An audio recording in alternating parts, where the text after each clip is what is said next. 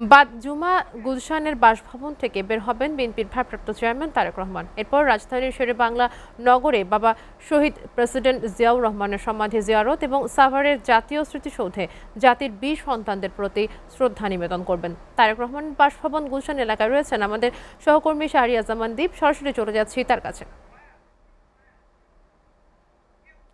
দীপ, তারেক রহমানের আজকের কর্মসূচির বিস্তারিত কি তথ্য আপনার কাছে আছে, আমাদেরকে জানাবেন।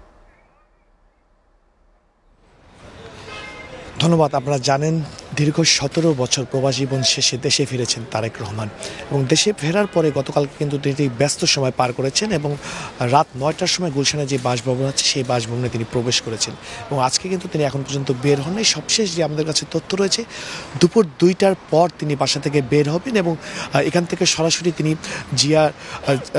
জিয়াউর রহমানের যে কবরস্থান আছে সেখানে চলে যাবেন, সেখানে কিছুক্ষণ অবস্থান করবেন এবং সেই অবস্থানের পরে কিন্তু তিনি চলে যাবেন সাভারে জাতীয় স্মৃতিসৌধে। আমি যদি একটু দেখাতে চাই, আমার পিছনে আপনারা দেখতে পাচ্ছেন ১৯৬ নম্বর যে বাসাটি রয়েছে সেই বাসাটিকে ঘিরে কিন্তু নিরাপত্তা ব্যবস্থা জোরদার করা হয়েছে।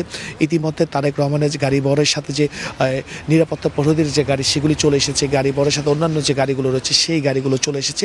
অর্থাৎ অল্প কিছুক্ষণের মধ্যেই তিনি কিন্তু বাসা থেকে বের হবেন এবং আমরা দেখতে পাচ্ছি যে বাসটিতে করে কালকে তিনি বিভিন্ন জায়গায় গিয়েছেন সেই বাসটিতে করেই কিন্তু আজকে তিনি বাসা থেকে বের হবেন এবং আজকের দিনের যে কর্মসূচিগুলো রয়েছেন তিনি কিন্তু এই বাসে করেই সেই জায়গাগুলোতে যাবেন এবং কর্মসূচি পালন করবেন। আমরা দেখতে পেয়েছি যে এই বাসস্থান এলাকায় অতিরিক্ত পুলিশ মোতায়েন করা হয়েছে। তিনি যেই রাস্তাটি দিয়ে যাবেন সেই রাস্তাটির দুপাশেই কিন্তু পুলিশ মোতায়েন থাকবে। ইতিমধ্যে কিন্তু আমরা দেখতে পেয়েছি যে পুলিশ, র্যাব সহ অন্যান্য আইনশৃঙ্খলা বাহিনী যারা রয়েছে সেগুলি কিন্তু মোতায়েন করা হয়েছে এবং উল্লেখযোগ্য সংখ্যক আইনশৃঙ্খলা বাহিনীর সদস্য কিন্তু বাড়ানো হয়েছে। তো এখন আসলে এই মুহূর্তে আমরা দেখতে পাচ্ছি যে বাসার সামনে সিএসএফ চেয়ারপারসন সিকিউরিটি ফোর্স অবস্থান নিয়েছে এবং অল্প কিছুক্ষণের মধ্যেই তারেক রহমানের বাসা থেকে বের হবেন এবং বের হয়ে সরাসরি তিনি জিয়াউর রহমানের যে কবরস্থান রয়েছে সেখানে চলে যাবেন, সেখানে তিনি শ্রদ্ধা নিবেদন করবেন। একটু জানিয়ে রাখতে চাই যে সকাল থেকে আমরা এখানে আছি এবং আমরা যেটি দেখতে পেয়েছি যে তার এই বাসভবনকে কেন্দ্র করে কিন্তু নিশ্চিত নিরাপত্তা ব্যবস্থা গ্রহণ করা হয়েছে।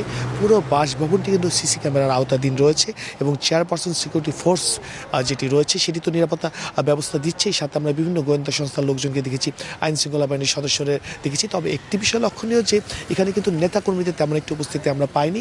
বিশেষ করে তার বাসার সামনে যে রাস্তাটি রয়েছে পরিচিত জন ছাড়া বা তার গাড়ি বহরের লোকজন ছাড়া কিন্তু বা যাদের অনুমতি রয়েছে তাদেরকে ছাড়া কিন্তু কাউকে সেখানে অবস্থান করতে দেওয়া হচ্ছে না, সাধারণ মানুষকেও সেখানে অবস্থান করতে দেওয়া হচ্ছে না। তো সব মিলিয়ে বলা চলে যে এক রকমের নিচ্ছিদ্র নিরাপত্তা ব্যবস্থার মধ্য দিয়ে কিন্তু এই তারেক রহমানের বাসভবনটি রয়েছেন এবং আজকে দুপুর ২টার পরে তিনি এই বাসা থেকে বের হবেন এবং আজকের দিনে তার যে কর্মসূচিগুলো রয়েছেন কর্মসূচিগুলো শেষ করে তিনি আবার তার এই বাসস্থানে এসে ফিরবেন। তবে তিনি যে কর্মসূচিগুলো পালন করবেন এবং রাস্তার মধ্যে যাবেন সব জায়গাতেই কিন্তু তাকে নিরাপত্তা ব্যবস্থা জোরদার করা হয়েছে। তার রাস্তার দুই ধারে কিন্তু নিরাপত্তা ব্যবস্থা গ্রহণ করা হবে এবং তার বাসটি যখন মুভমেন্ট করবে গতকালকে যে ধরনের নিরাপত্তা ব্যবস্থা ছিল আজকেও ঠিক একই রকম নিরাপত্তা ব্যবস্থা থাকবে বলে আমরা জানতে পেরেছি। এছাড়া তিনি যে জায়গাগুলোতে যাবেন সেই জায়গাগুলোতেও কিন্তু নিরাপত্তা ব্যবস্থা বাড়ানো হয়েছে, বিশেষ করে জিয়াউর রহমান যে সমাধিস্থল রয়েছে সেখানে এবং সাভারে দুটি জায়গাতে কিন্তু নিরাপত্তা ব্যবস্থা বাড়ানো হয়েছে। তো সবশেষ আমার কাছে যে তথ্যটি রয়েছে দুপুর ২টার পর বাসা থেকে বের হবেন তারেক রহমান এবং আজকের দিনে তার যে কর্মসূচিগুলো রয়েছে সেটি তিনি পালন করবেন। দীপ, আপনাকে ধন্যবাদ।